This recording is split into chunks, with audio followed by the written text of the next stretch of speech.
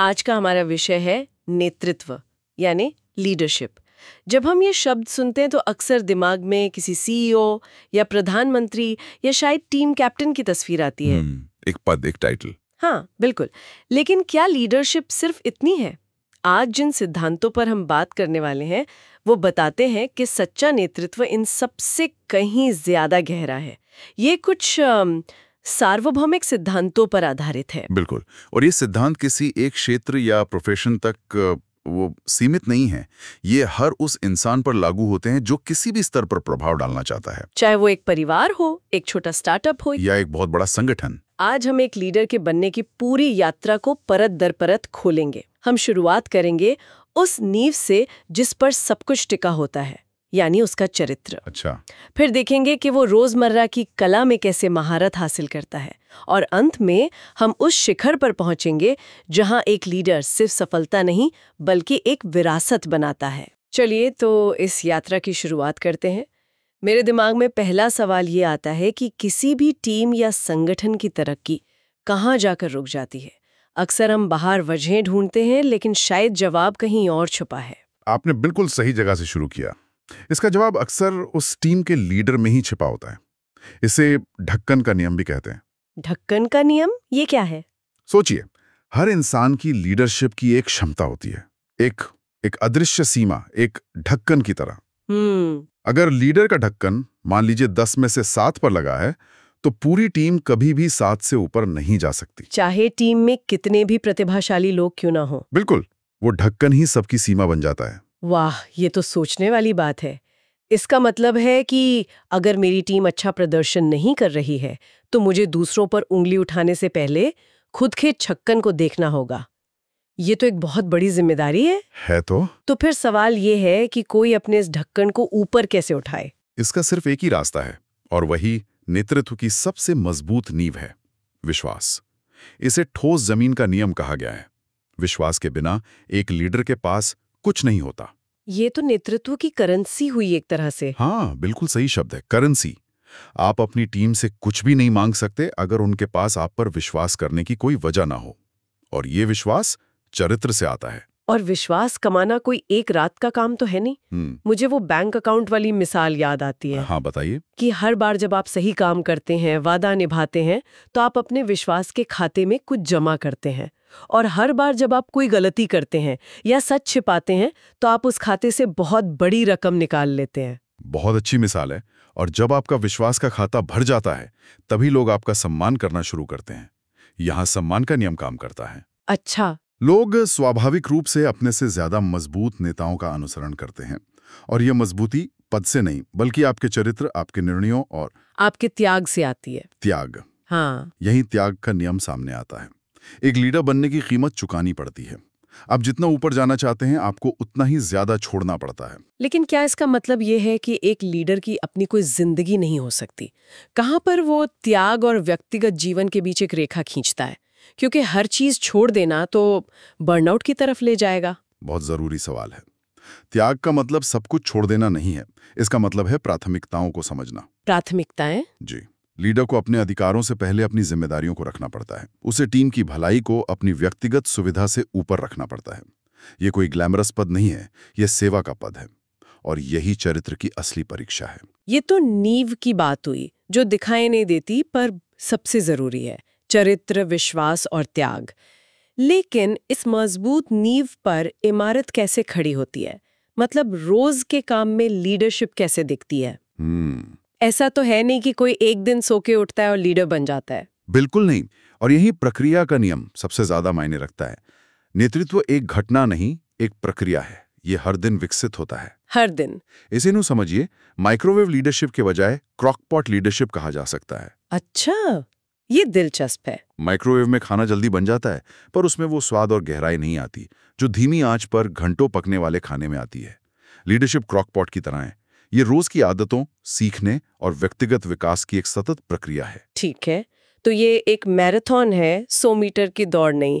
लेकिन इस मैराथन में दौड़ना किस दिशा में है? सिर्फ रोज मेहनत करना तो काफी नहीं होगा, एक नक्शे की भी तो जरूरत होगी। लेकिन रास्ता तय करने के लिए एक कप्तान की जरूरत होती है। सही बात है। एक अच्छा लीडर सिर्फ मंजिल नहीं बताता, वो वहां तक पहुंचने का पूरा नक्शा तैयार करता है। वो अतीत के अनुभवों से सीखता है, वर्तमान की जमीनी हकीकत को समझता है और भविष्य की चुनौतियों का अंदाजा लगाता है। और मुझे लगता है कि सिर्फ डेटा और फैक्ट्स के आधार पर ये नहीं किया जा सकता। कई बार लीडर्स को ऐसी चीजें महसूस हो जाती हैं जो कागज पर नहीं दिखती हैं। आपने नब्ज पकड़ ली। इसे अंतर्ज्ञान का नियम कहते हैं। महान नेताओं में एक सहज ज्ञान होता है। इंट्यूशन। हाँ, वे सिर्फ तथ्यों और आंकड़ों को नहीं देखते।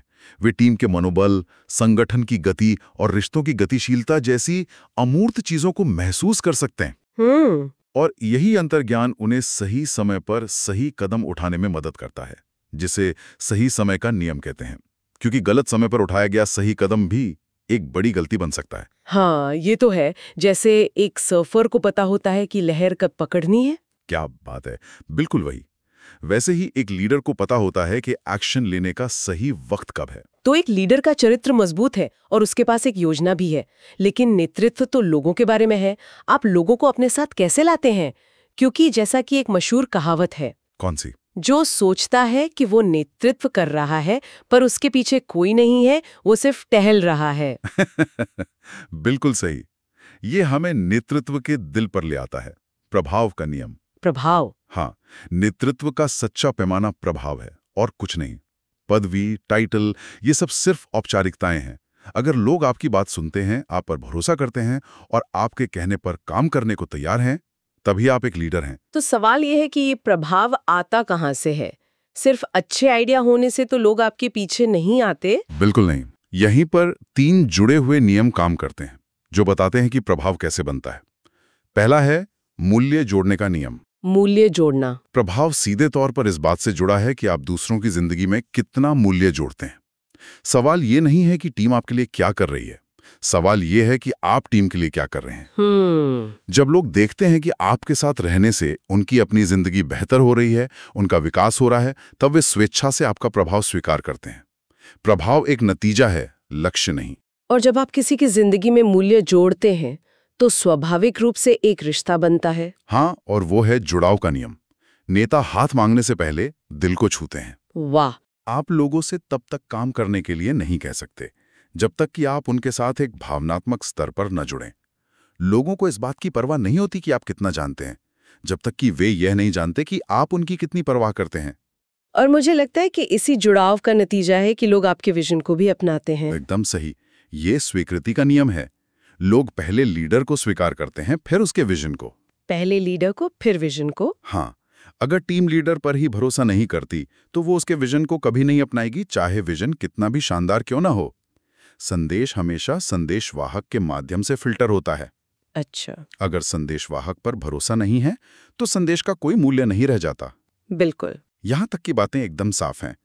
तो एक बार जब लोग आप पर और आपके विजन पर भरोसा करने लगते हैं, तो आप एक ऐसी टीम कैसे बनाते हैं जो वाकई में कुछ बड़ा कर सके?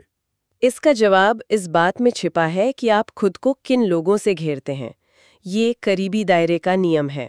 Inner circle. हाँ, इनर सर्कल एक लीडर की क्षमता उसके सबसे करीबी लोगों द्वारा निर्धारित होती है। आप जिन 4-5 लोगों के साथ सबसे ज्यादा समय बिताते हैं, वही आपकी क्षमता की सीमा बन जाते हैं। ये तो वही बात हुई कि आप उन 5 लोगों का औसत है जिनके साथ आप सबसे ज्यादा समय बिताते। इसका मतलब है कि एक लीडर को बहुत सावधानी से अपना इनर सर्कल चुनना चाहिए। बिल्कुल। और जो सबसे सुरक्षित और महान लीडर होते हैं, वे हमेशा खुद से बेहतर, ज्यादा प्रतिभाशाली लोगों को अपने आसपास रखते हैं। वो असुरक्षित महसूस नहीं करते। और फिर वे सशक्तिकरण का नियम इस्तेमाल करते हैं। केवल सुरक्षित नेता ही दूसरों को शक्ति, संसाधन और जिम्मेदारी देते हैं। और फिर उन्हें सफल होने के लिए आजाद छोड़ देते हैं। हाँ, बिल्कुल। वे हर छोटी चीज में दखल नहीं देते। और मुझे लगता है कि सशक्तिकरण का सबसे अच्छा तरीका है खुद एक मिसाल बनना। सिर्फ कहना नहीं, करके दिखाना। हाँ, इसे तस्वीर का नियम कहते हैं। लोग वही करते हैं जो वे देखते हैं। Lead by example. सही कहा। जब लीडर सही कार्यों के साथ रास्ता दिखाते हैं तो उनके अनुयायी उनका अनुकरण करते हैं। आप कह सकते हैं कि हमें क्वालिटी पर ध्यान देना है, लेकिन अगर आप खुद जल्दबाजी में काम खत्म कर रहे हैं तो आपकी टीम कभी भी क्वालिटी को गंभीरता से नहीं लेगी। वो आपकी बातों को नहीं, आपके कामों को कॉपी करेंगे। बिल्कुल। और जब एक सशक्त टीम एक स्पष्ट मिसाल का अनुसरण करती है तो नतीजा सिर्फ एक ही होता है, जीत का नियम। महान नेता टीम के लिए जीतने का रास्ता खोजते हैं। उनके लिए हार कोई विकल्प नहीं है। और जब एक टीम जीतना शुरू करती है तो एक जादू होता है, एक अलग ही ऊर्जा आ जाती है। छोटी मोटी मुश्किलें अपने आप गायब होने लगती हैं। उस जादू को गति का नियम या मोमेंटम कहते हैं। मोमेंटम। गति एक लीडर का सबसे अच्छा दोस्त है। जब मोमेंटम आपके साथ होता है तो पहाड़ जैसे दिखने वाले लक्ष्य भी छोटे लगने लगते हैं।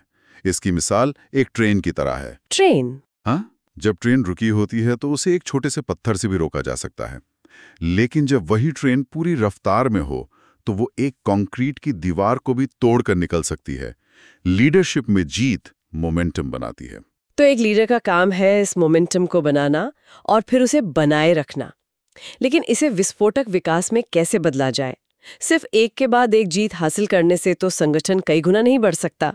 यहाँ पर एक बहुत बड़ा फर्क समझना जरूरी है, जो विस्फोटक विकास के नियम में छिपा है। अच्छा। अनुयायियों का नेतृत्व करने से आप विकास जोड़ते हैं, लेकिन नेताओं का नेतृत्व करने से आप विकास को गुणा करते हैं। इसे थोड़ा और समझाइए, जोड़ने और गुणा करने में क्या अंतर है? देखिए, अगर आप 10 लोगों को लीड कर रही हैं जो सिर्फ आपका अनुसरण करते हैं, तो आपकी पहुंच सिर्फ उन 10 लोगों तक है।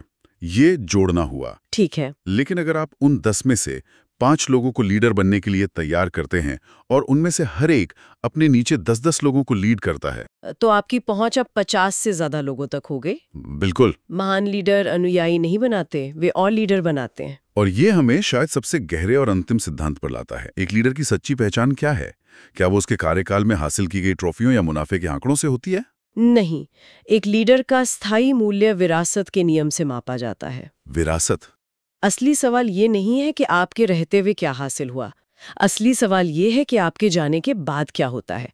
आपके द्वारा तैयार किए गए लोग संगठन को कितना आगे ले जाते हैं। क्या आपकी जाने के बाद सब बिखर जाता है, या टीम पहले से भी ज्यादा मजबूत हो जाती है? इसका मतलब है कि सच्ची सफलता तब है जब आपकी टीम आपके बिना भी सफल हो सके।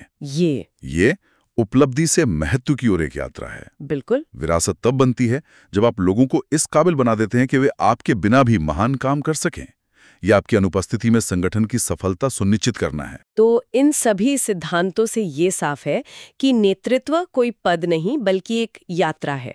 ये चरित्र की नींव पर शुरू होती है, रोजमर्रा के अभ्यास से आकार लेती है, लोगों से जुड़कर मजबूत होती है और अंत में एक ऐसी विरासत बनाने पर खत्म होती है जो आपके बाद भी जीवित रहे। और ये एक विचार छोड़ जाता है जिस पर मनन करना चाहिए। बताइए। अगर किसी को आपके जीवन को सिर्फ एक वाक्य में समेटना हो तो वो वाक्य क्या होगा?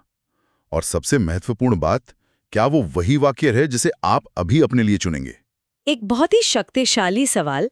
आज की इस गहरी चर्चा के लिए आपका बहुत बहुत धन्यवाद।